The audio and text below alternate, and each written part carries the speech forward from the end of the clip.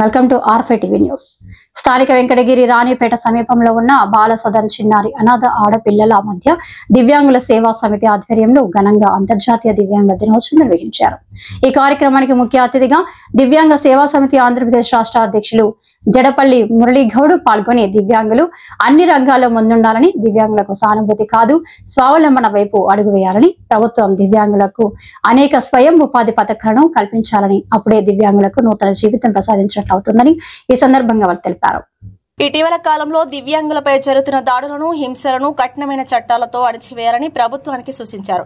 అనంతరం చిన్నారులకు విద్యా సామగ్రి అయిన pen, eraser, sharpener, pencil, water bottles, biscuits, పండ్లను బాల సదన్ చిన్నారులకు అందించారు.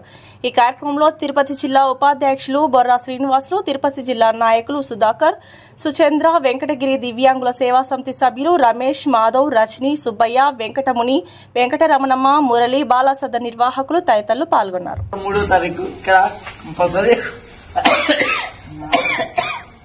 జరుపుకుంటున్నాం. దీనికి పర్మిషన్ ఇచ్చి విజయవంతం చేసేదానికి మేడం గారికి ప్రత్యేక కృతజ్ఞతలు. Madam thank you. ఉపాధ్యాయులు మన వెంకటముని గారు, వెంకటముని సారు మిమ్మల్ని ఉద్దేశించి మాట్లాడతారు. ముందుకు స్టార్ట్ అయింది చూడండి.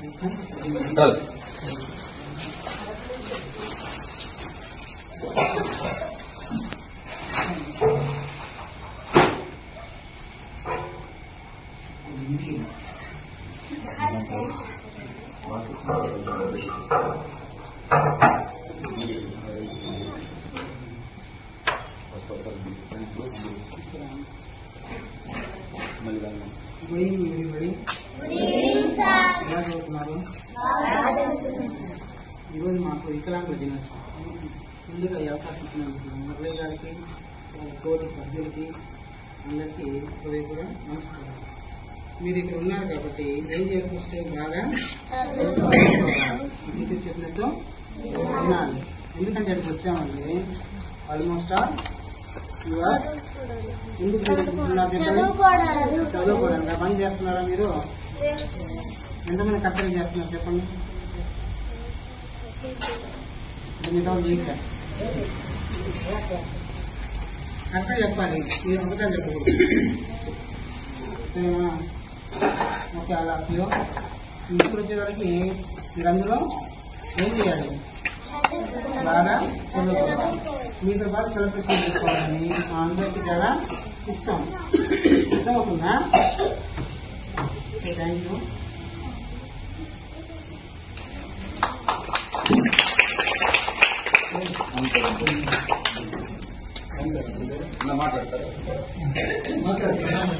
ఇప్పుడు ఈ కార్యక్రమాన్ని ఉద్దేశించి ఈ కార్యక్రమాన్ని ఇక్కడ ఏర్పాటు చేయమని మనకు సూచించింది దివ్యాంగుల సేవా సమితి రాష్ట్ర అధ్యక్షులు జడపల్లి మురళీగౌడ్. ఆయన మిమ్మల్ని ఉద్దేశించి మాట్లాడారు.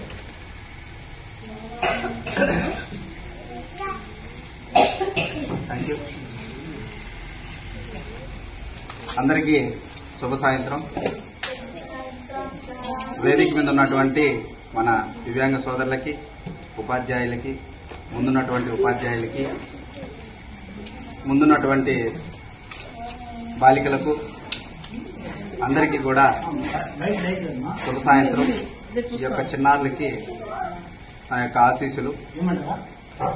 ఈరోజు ప్రపంచంలో ఉన్నటువంటి దివ్యాంగులందరూ కూడా ఒక పండుగ వాతావరణం లాగా ఈరోజు ఏర్పాటు చేయడం జరిగింది. ఎందుకనంటే ఈరోజు నడవలేనటువంటి, తిరగలేనటువంటి దివ్యాంగులకు ఒక దివ్యాంగుల దినోత్సవంగా డిసెంబర్ 3 అనే తారీఖున ఏర్పాటు చేయడం జరిగింది. ఎందుకనంటే ఇది వికలాంగులకు ఒక దినముగా, పండుగగా, ఉల్లాసంగా, ఉత్సాహంగా ఉండడానికి అనేక అట్టహాసమైనటువంటి కార్యక్రమాలు కూడా ఏర్పాటు చేస్తూ ఉంటారు. సో ఈరోజు ప్రతి సంవత్సరం లాగానే ఈ వెంకటగిరిలో ఉన్నటువంటి బాల సదన్లో ఈ చిన్నారుల మధ్య ఈ కార్యక్రమాన్ని నిర్వహించుకోవాలని మేము గత 3 సంవత్సరాల నుంచి కూడా ఈ కార్యక్రమాలు నిర్వహిస్తున్నాం.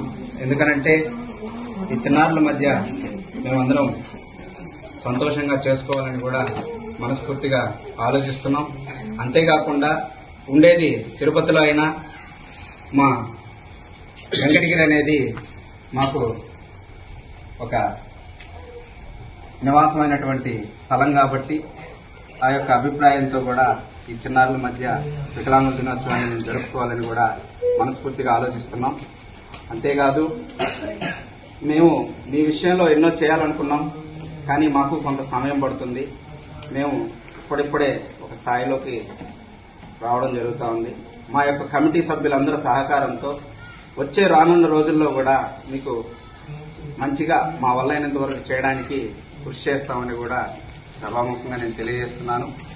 ఈరోజు ఈ కార్యక్రమంలో ప్రధానమైనటువంటి అంశం మన రమేష్ గారు చెప్పినట్టుగా అనేక విషయాల్లో అనేక సందర్భాల్లో కూడా తను ఒక ఉద్యోగం చేస్తూ కూడా మా కోసం అంత సహాయ సహకారాలు అందించి ఈ కార్యక్రమానికి పూర్తి బాధ్యత కూడా వహించారు. నిజంగా మా దివ్యాంగులందరి తరఫున కూడా అతనికి ప్రత్యేకమైనటువంటి అంతేకాదు జిల్లా స్థాయిలో కూడా తన యొక్క శ్రమని ఎలా ఉపయోగించాలనేది తన యొక్క తెలివితేటలతో కూడా కొన్ని అంశాల మీద తెలియపరుస్తూ ఉంటారు.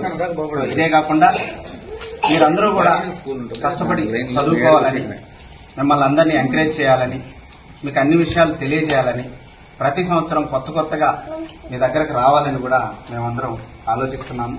కనుక మీరందరూ కూడా చక్కగా బాగా చదువుకొని మంచి ఉన్నత స్థాయిలో ఉండాలని మేమందరం మనస్ఫూర్తిగా కోరుకుంటూ సెలవు తీసుకుంటున్నాం. ఇప్పుడు వాళ్ళ ధన్యవాదాలు. ఇప్పుడు మన మురళీ గారు వచ్చిన దివ్యాంగ మిత్రులందరికీ శుభాకాంక్షలు.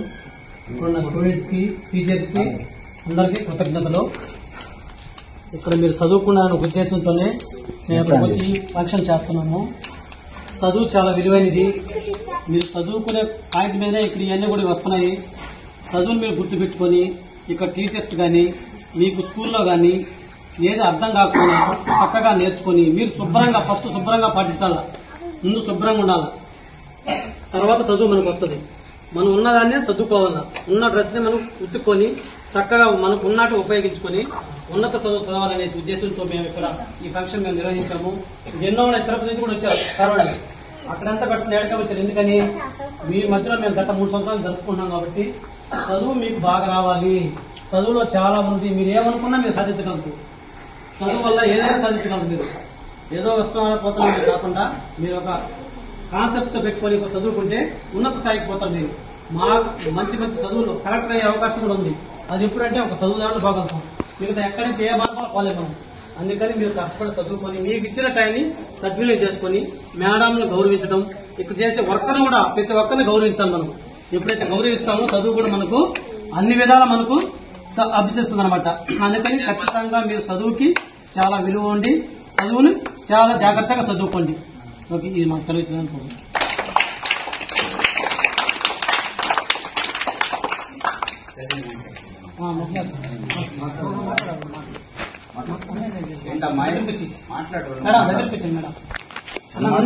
మంచిదే చెప్పండి, బాగా చదువుకోండి అని చెప్పండి. అంతే అంతే, 2 మాటలు ముందుకు రండి.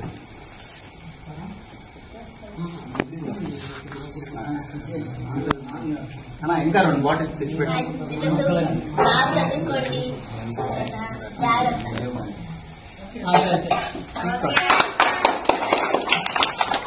తల్లి, అందరూ బాగా చదువుకోవాలని చెప్పి చదువుతున్నారు. మీరు చదువుతో పాటు వ్యక్తిగత శుభ్రత కూడా ముఖ్యం. ఎందుకంటే సీజనల్ డిసీజెస్, ఇప్పుడు వచ్చేటువంటి వాతావరణం అనుకూలంగా జ్వరాలు, జలుబులు ఇలాంటివన్నీ ఉన్నాయి. మంచి నీళ్లు తీసుకోవడం, చేతులను శుభ్రంగా కడుక్కోవడం, అదే మన బట్టలను బాగా శుభ్రంగా పెట్టుకోవడం, మన పరిసరాలను శుభ్రంగా పెట్టుకోవడం ఒక భాగం, మన చదువులో ఒక భాగం ఇవన్నీ కూడా. కాబట్టి శుభ్రంగా తలను కూడా నీట్ గా పెట్టుకోవాలి. మన ఉన్నటువంటి తలని అది ఏ మోడల్లో అయినా ఉన్నదో అది నీట్ గా దూకోవాలి. మీరు దూకోగలిగిన స్థాయి ఉంది, అర్థమైందా? నీట్ గా ఉండాలి, అది అలవాటు చేసుకోవాలి. ఓకేనా?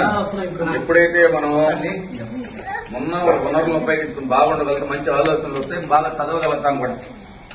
అలా ఉండాలని ఆశిస్తూ మిమ్మల్ని అందరినీ ఆశీర్వదిస్తూ ఇప్పుడు మీకు ఇచ్చినటువంటి ఇవన్నీ కూడా మీకు అందజేస్తా. ఎవరు కూడా అటు ఇటు తిరగబాకండి. మీకు ఇవ్వడం నీ ప్లేస్ లోనే కూర్చునేసేయండి. మేము మళ్ళీ అంతా చేస్తా ఉంటాం. అర్థమైందా? మీరు ఎవరు కన్ఫ్యూజ్ చేసి ముందుకు వెనక్కి రావాలి. వాటర్ మాత్రం క్లీన్ చేసుకోవాలి. పెట్టి తాగి పడేసి